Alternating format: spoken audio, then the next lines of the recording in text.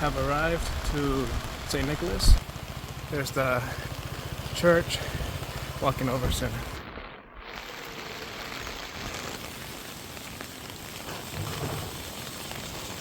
Ecumenical Patriarchate, Orthodox Metropolis of Korea.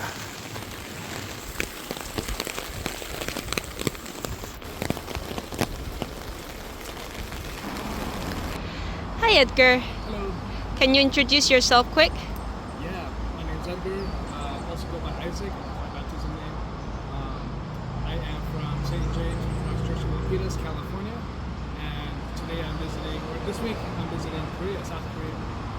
Oh cool, why are you there? I am here to visit with my wife. I have some family members that we want to be around with for the festival or holiday called Chuseok. Uh-huh.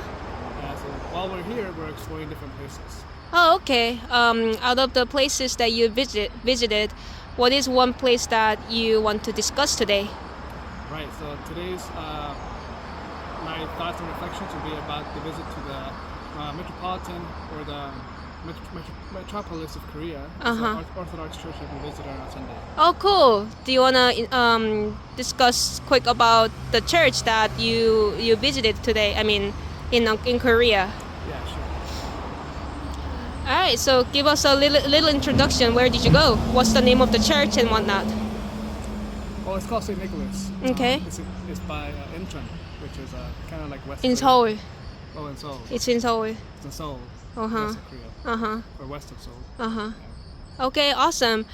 Alright, so what is so you went to St. Nicholas Church and then what is similarity and okay, before we go on to that, is this your first Orthodox church that you've visited outside of America? Yes, it is. It's the first one, and it's part of the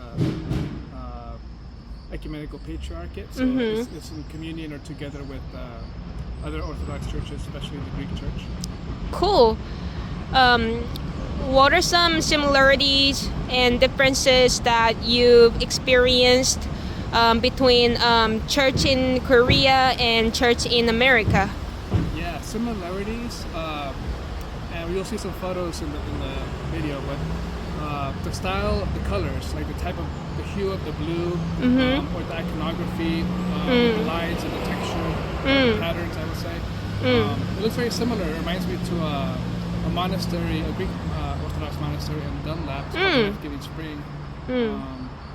So it reminded me of that when I entered it.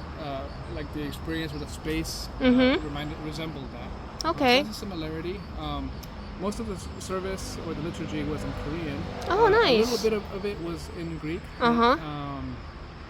And maybe a little English? And a little bit in English, maybe like a sentence or two. But yeah, other similarities. The liturgy was in the St. John Chrysostom according to his service. Some differences is that it felt fast, but I think some of the Greeks and the Russians go kind of faster than what I'm used to at St. James. It's probably because they use a less language or a more simplified language. At St. James, they alternate between the Arabic and English, and sometimes they repeat it.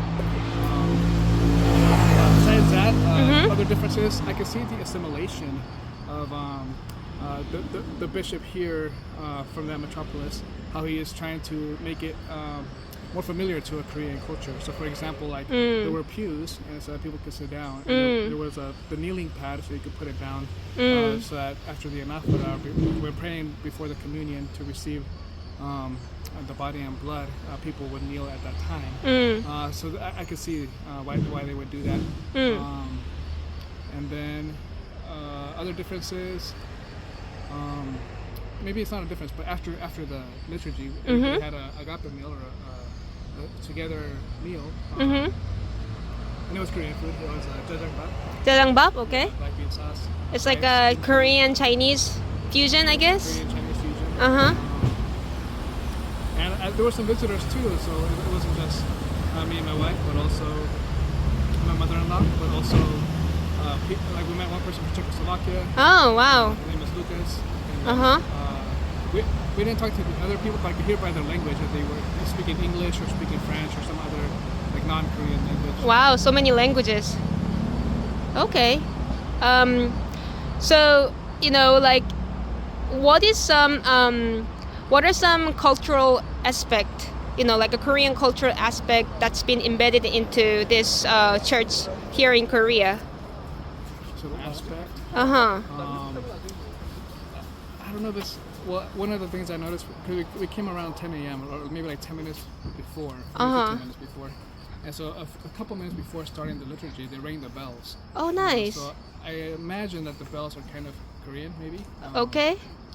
I know that churches use bells, but maybe in Korea that's a feature that they were trying to pronounce or make a thing as part of the culture and part of the Orthodox experience. I got a recording of the bells, so you'll hear that. You don't think that's more like typical like Orthodox way though? Because we've done, ringing the bell during the Pascha. So you think it's more like a Korean? I think it's an effort to like make things more familiar, more comfortable, or welcoming to a Korean. Otherwise, if it's purely Greek or purely Russian, it might feel super foreign. The liturgy itself is already new for someone who's not Orthodox. So including some elements of activity that seem familiar, I think, encourage people to visit. Okay. Anything else? Well, at this particular parish, the bishop was there, His Emminence. Oh. And so we got to speak to him, to greet him, and also there were, I think, at least 3 priests and at least 2 deacons. Okay. I didn't get to talk to all of them, only 3 particular individuals. Oh, so you're just sharing about who you met at church? Yeah. Okay. Because they could speak Korean. Yeah. But clearly, like some are more proficient or more able to speak familiarly than others. And actually, from their background, one of them was an American background. I think 2 of them were a Greek background. So, His Eminence, where is he from? Well, I didn't ask him, but he's Greek. I know he's a Greek person. Okay, that's cool.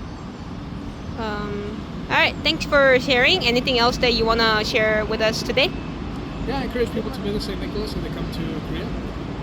That's cool. And they get to meet the fathers there and experience how the Orthodox Church combines together with the Korean culture.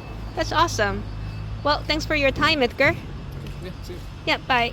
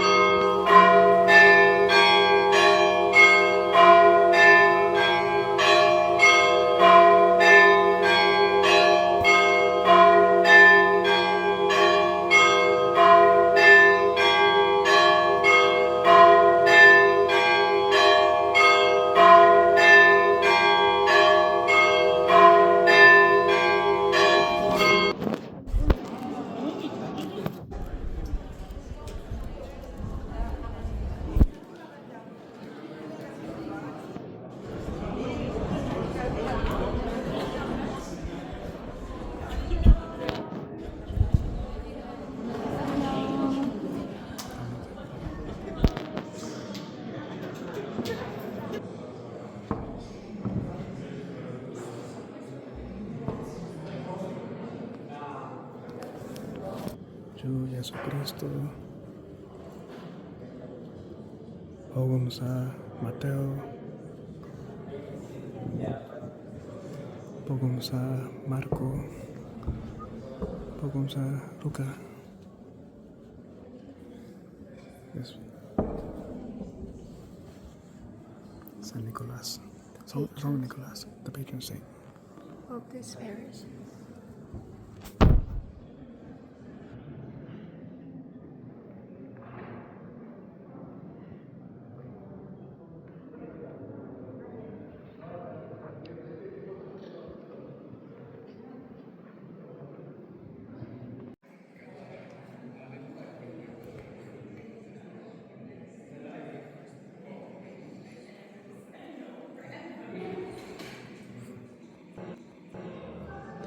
Pentecost icon. They receive the Holy Spirit.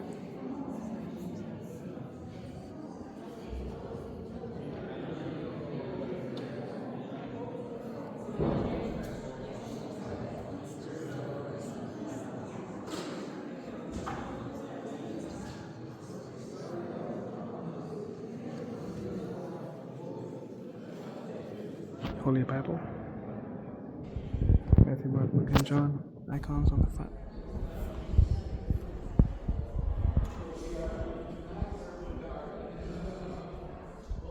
I think it's Saint Seraphim of Sarov.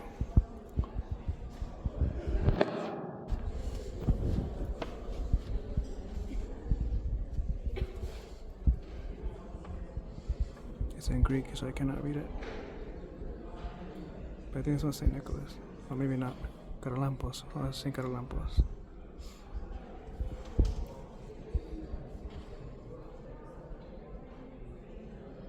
And St. Pantelimon.